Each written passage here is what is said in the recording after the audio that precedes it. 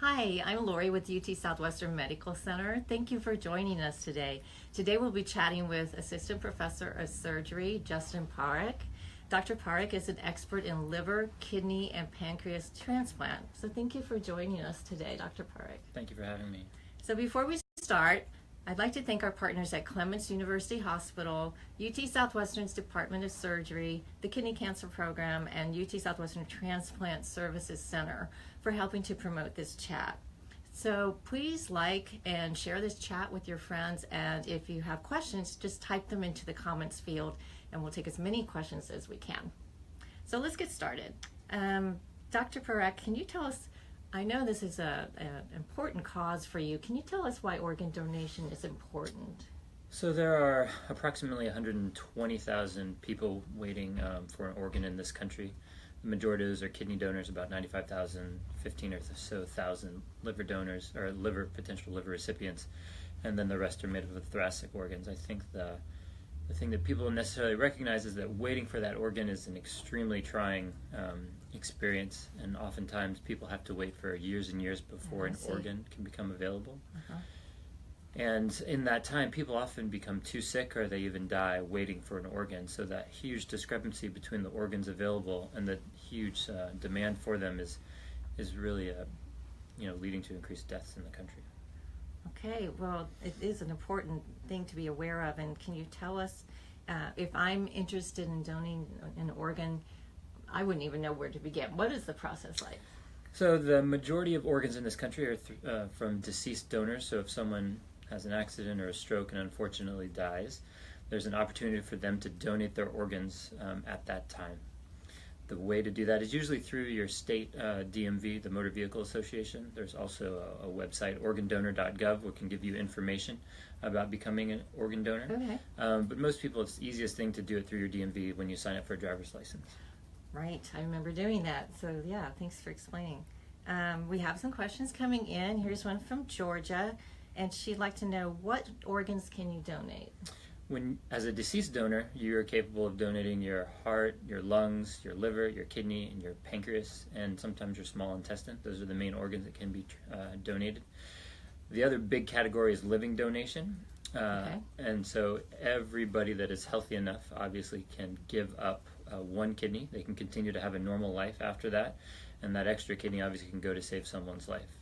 A little bit more complex, but you can also donate a portion of your liver to someone in need, and that's an additional complexity. But the liver is a very special organ in that you can take part of it, and your remaining organ, the remaining liver, will actually grow back, allowing both the donor and the recipient to enjoy sort of full liver function.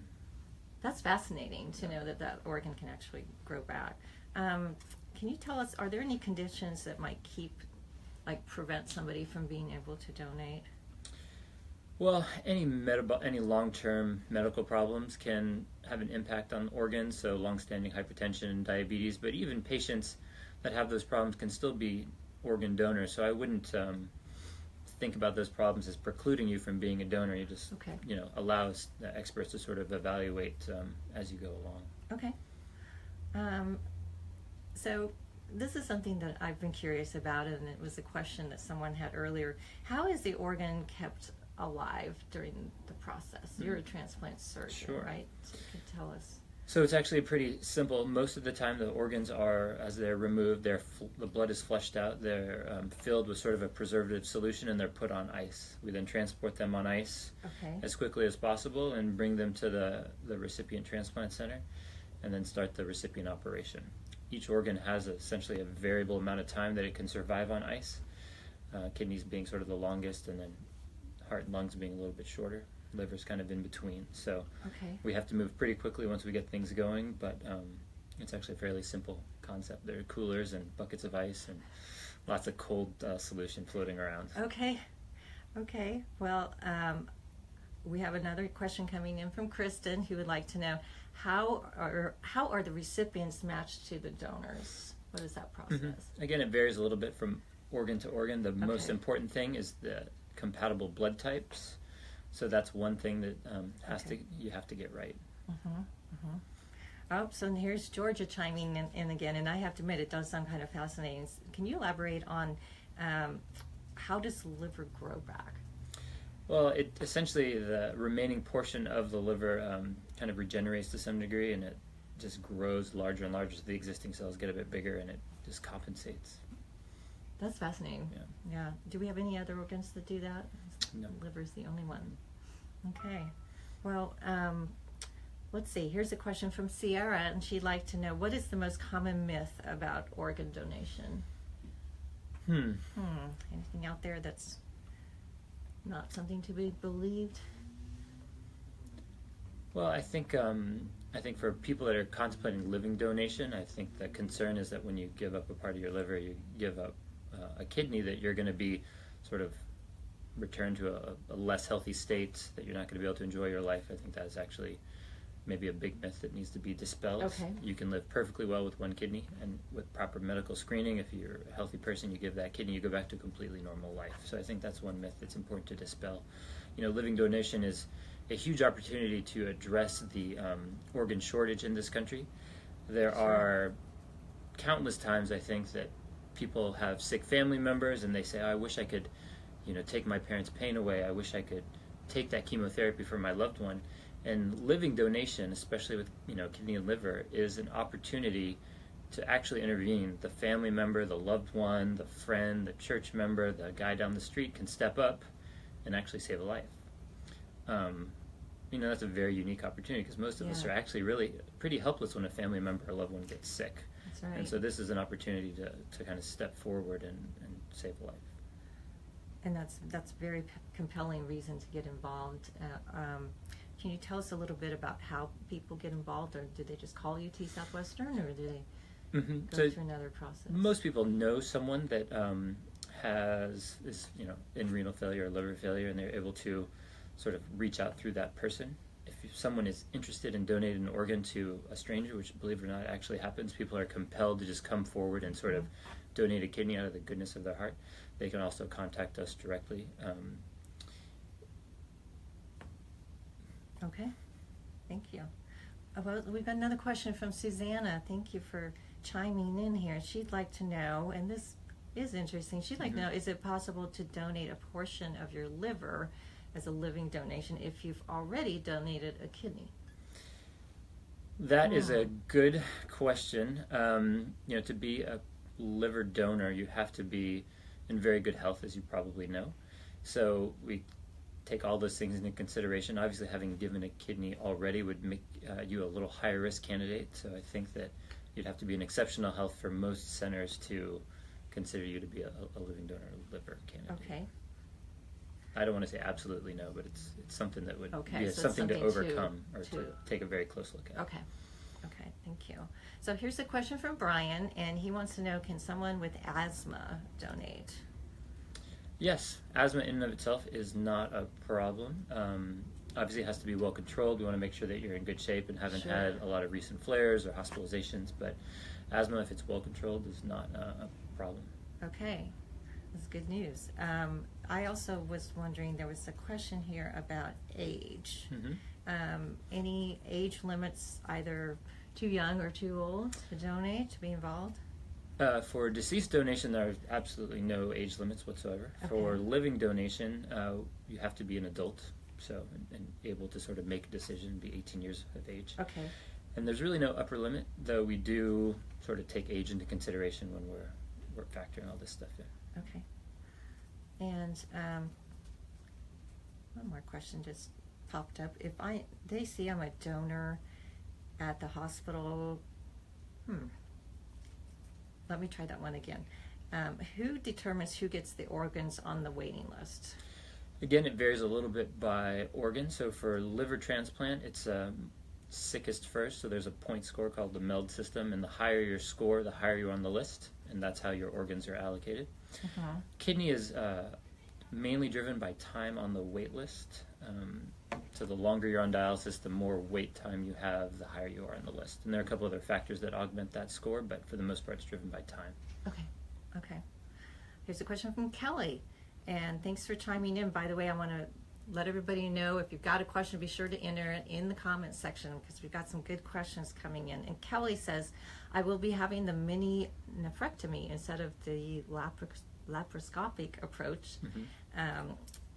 what should I be concerned about? So I don't know if mini nephrectomy, they mean an open nephrectomy through a small incision. If that's the case, then that is a standard way that a lot of centers do it, and it's just a way that surgeon and that transplant center is comfortable taking the kidney out in a safe way. Anytime you have an operation, you have to be concerned about, some small risk of infection, small risk of bleeding. And the important thing for kidney donors is that your overall health is assessed, because the important thing is to make sure not only that you get through the operation, but that you have good kidney function for the rest of your life. I'm sure your husband wouldn't want you to have kidney problems just to help him. So the goal is to work both people up perfectly, do good thorough testing, review all those results, and make sure that both people have long and healthy lives with normal kidney function after the exchange. Okay, that makes sense. They're looking out for the long haul. Exactly. Okay. All right, so we have a question from Sue. What is the recovery time for the live donor? Do they have to take any medications? That's a great question. So for the kidney donor, which is the most common type of living donation in the country, the recovery is actually fairly short. People are in the hospital 1 or 2 days, usually off of work for 1 or 2 weeks if you do office type of work, and then back to doing sort of normal activities pretty quickly. Okay. Most people take pain medicine for the first week or so, but in the long run there should be no new medicines, no dietary changes, no restrictions on your activity or your lifestyle once everything goes back to normal, once you've recovered. Thank you. That's a great explanation. It seems to me, it just seems like an incredibly generous thing for someone to do. It's an amazingly generous thing for someone to do. You must have met some amazing people in your work who want to do this. I think it's one of the most moving experiences that I have come across in medicine, and every time it happens, I'm moved by the experience, and I'm honored to be a part of it, to help facilitate that process. Here we have another question that's a little bit more practical about the cost. I hadn't even thought of that. Who's responsible for the cost when you're a donor? If you're a living donor, the cost of the operation and the recovery is put on the recipient's insurance. So there's no direct cost to you for the medical care provided. Okay, good to know. Thanks. And here's a question from Sierra, who would like to know, how can someone in need of an organ discuss organ donation with their family? It can be awkward. We have coordinators here that can help facilitate that conversation. I find that the most important thing, or not the most important thing, but one of the easiest things to do is just to tell your story. Instead of going up to a friend or a family member and saying, "Hey, I need a kidney, will you give me a kidney?" I mean, that's a very challenging thing to do. It's a little awkward. Most people have a hard time asking for help. I think most people want to help, though. Most people are moved by hearing stories. So when people hear about how hard someone's life is on dialysis, or how hard it is to have liver failure, what it means to be on dialysis a couple days a week and not be able to travel, to have dietary restrictions, to have bad energy, and to know that people on dialysis have relatively short lifespans. These organ failure is a death sentence. After a certain amount of time, dialysis and these measures are going to run out. So I think when you start to talk about your life and just share your experiences, I think that's the best way to start the conversation. And then it transitions a little bit more organically to talking about donation. Have you ever been a part of something that is more anonymous, and then the people actually meet later? Yes. Has that happened? Definitely has happened. So it's very rare. About 200 times a year in the country, a kidney donor will come forward, someone from the community, and say, "I want to give my kidney to someone that needs it. I don't know them, I know nothing about them, and I just want to help out." It's happened a couple of times at UT Southwestern, and it's an incredibly amazing thing to happen. But in that case, we keep both parties anonymous. The donor steps forward, they donate their kidney, the kidney goes to the recipient, and they have the option of meeting down the road if they want to. But if the donor wants to remain anonymous and keep to themselves and just make it a private event, then obviously we respect that. Sure. But oftentimes they do want to meet down the road, and it's obviously a very sort of powerful experience. I can imagine. Thank you for sharing that. Sure. Yeah. Okay, so we have another question from Kristen, who wants to know, will donation change the appearance of my body? So I can speak for how I do the operation. For a living donor kidney, I do it laparoscopically, so that's 3 or 4 tiny incisions, about 5 millimeters, that you will see tiny little scars. And then we obviously have to take the kidney out in one piece. So that's a bigger incision, about 2 inches, and I put that incision down sort of in your belt line or underwear line, kind of where a C-section scar would be. So for most women, that's out of the way with minimal sort of cosmetic downside, and there's no sort of change to the overall shape or contour of your body, but you will have, a couple little incisions, obviously. Okay. So we're getting some questions from people who seem quite interested in doing this, and here's another practical one. But before I take this question, I just want to say there's 15 minutes left, so we're halfway through, and I know there's more questions out there, so go ahead and send them in now while you can. So this one is from Amy, and she says, if someone has to travel to donate a kidney, how long do they need to stay before they fly back home? I personally like to keep people around sort of 5 to 7 days after the operation to make sure there's no complications, to make sure I'm comfortable that they're on their path to recovery, there's no issues, they're healing well, and then let them go back to their homes. Okay, great. Let's see, I think I had another one over here. Well, I think you've actually explained why are there so many people on the transplant waiting list. Why don't you tell us a little bit about what conditions might put you on a waiting list? You mentioned dialysis being right. So, them. Kidney failure and needing dialysis is one of the main requirements for being on the kidney transplant waiting list, obviously. And that is driven by a whole host of medical problems, diabetes, hypertension, and a bunch of other diseases that are specific to the kidney. People go into liver failure also for a number of reasons. It can be infections like hepatitis B, hepatitis C. It can be reactions to drugs. It can be alcohol. It can be sort of obesity and diabetes that sort of lead to, what we call non-alcoholic steatohepatitis or, fatty liver disease can also drive that. So those are all, common problems that sort of put people into kidney and liver failure and get them on the list. Okay, thank you. What about if you're a member of a minority population? Does that mean that that's even more important to donate? Does that make any difference? I think that being part of a minority population, it's important to consider being a donor. Obviously, not every population has the same access to medical care, and so, when we work with minority populations, we just make sure that people are properly educated, that they have some trust in the system, and that we're doing everything possible to ensure the health of both the donor and the recipient. But from a pure medical standpoint, there isn't anything particularly unique about that, but we do take certain factors into consideration when we are evaluating people's overall health, and sometimes ethnicity and gender obviously play into that. I was about to ask that, maybe cultural differences or beliefs. Have you ever encountered that? Well, cultural differences can definitely play into the willingness to be a donor, and that can just the way you were brought up or your religion or your personal beliefs, and I think that's something that I respect, obviously, but I think you have to balance that with, the opportunity that you have to help someone through organ donation. I remember being a 16-year-old kid signing up for my driver's license, and of course, an irreverent 16-year-old, I of course checked I'm going to be an organ donor, and I remember my mom saying, "Well, there's no way I would ever let you be an organ donor. Like I would, if you died, I'd bury you whole, and I would never ever let your organs be taken and used." And at the time I thought she was crazy, and as I've gotten older, I've sort of understand where she was coming from. I can understand her beliefs, but it still doesn't change my position that, after I have died, my organs have the opportunity to save 4, 5, 6 different people, and I can't think of a more important gift. And I think regardless of your cultural background or your religious background, I can't imagine something that would be sort of more revered than that last parting gift. I think the other way to think about it is if if you have a cancer or a problem, people are lining up to get their liver cancer and their kidney cancer cut out, and no one seems to have a problem giving up an organ to save their own life. Right. So it seems like you may want to be consistent and consider giving up an organ to save someone else's life too. Well, that's very beautiful. Thanks for sharing that with us about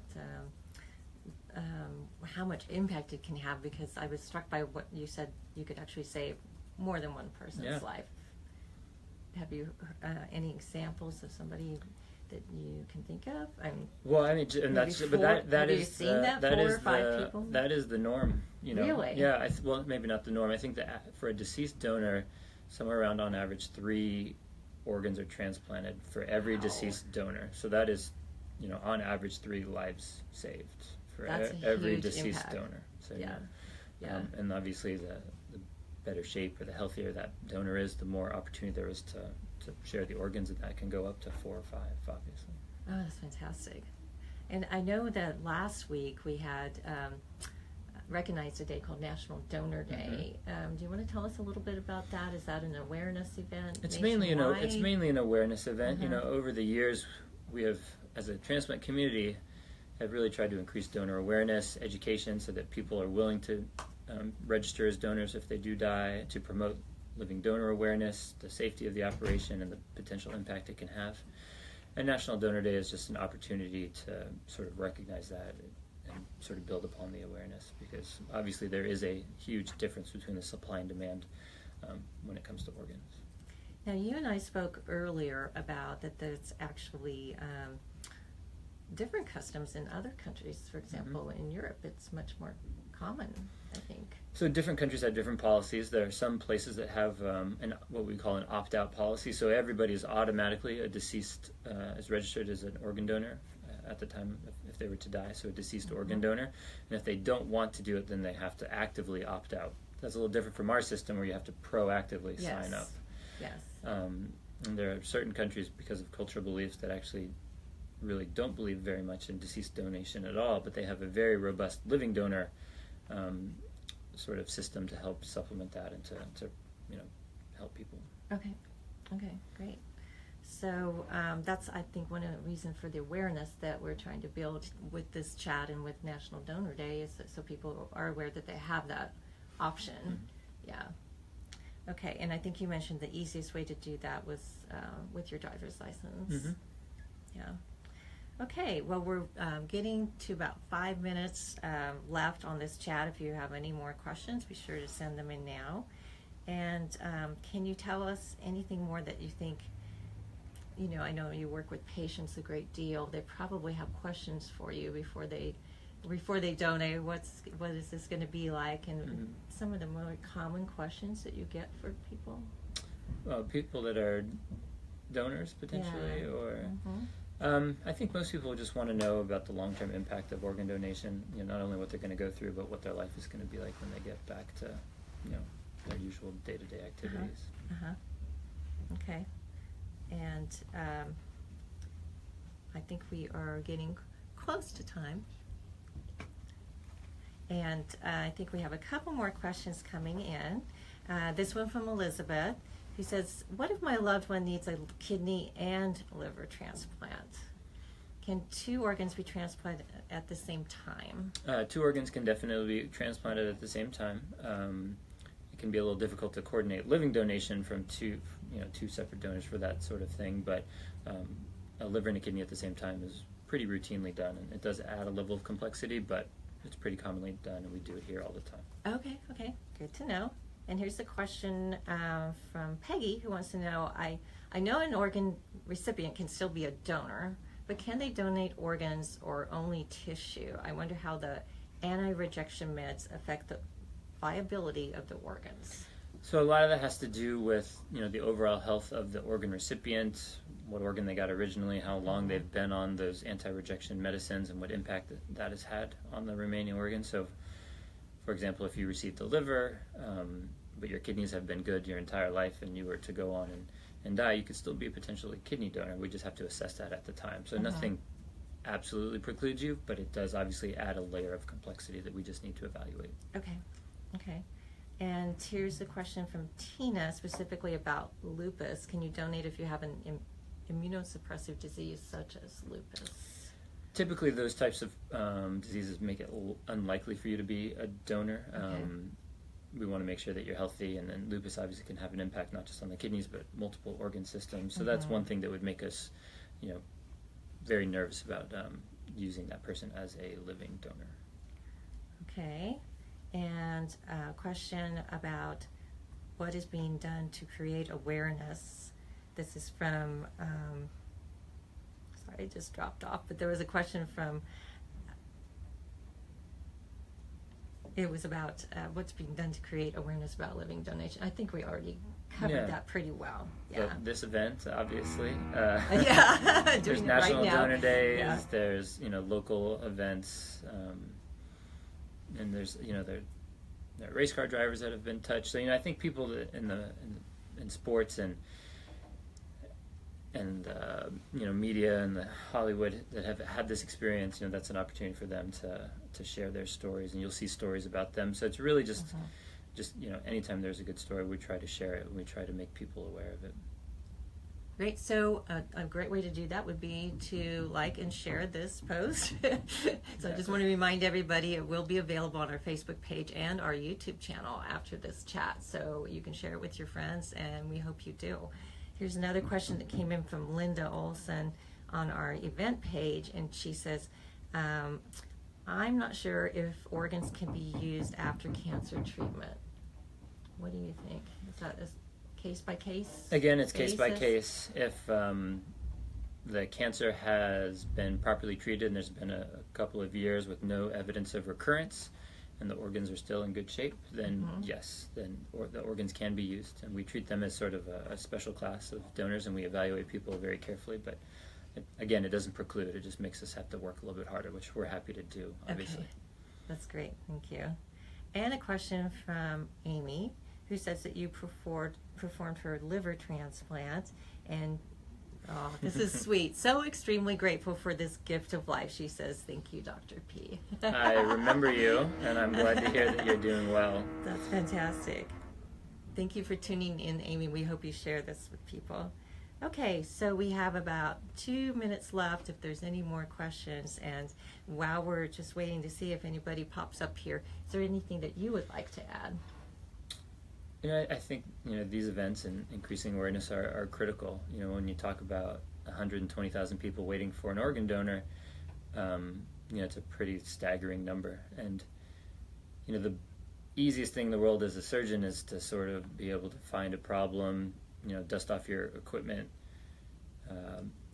put the skills that you've acquired over the years to work and go help that patient. Unfortunately for me and my colleagues in the entire field, we can't do our job without the generosity of the general public. So of course, I can't help someone with kidney failure unless I have a kidney, and unfortunately I can't dust it off the shelf and or pull it out of a pig at this point. But until the field sort of gets to the point where we can do that, we need organs, and we need to rely on the generosity of the people that are out there to sort of help the patients that we have. So, I know people when they hear the stories, I know people when they become more aware are increasingly willing to donate organs. They're increasingly generous, and and I think that's why I'm doing this here, and I want to share the story. And it's just important to listen if you know anybody with organ failure that's waiting for something. Oh, it's been very inspiring to chat with you today. I want to thank everybody for joining us.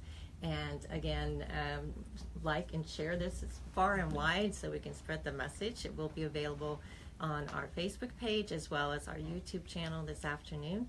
And join us. I'd like to give a little promo to next week's chat with Dr. Dulab, which will be about minimally invasive heart surgery, and that will be on Tuesday, February 27th. So be sure to come back then. Thank you, Dr. Perk, for joining us. Of course. Really Thank you, everybody, for tuning in. It's good chatting with you.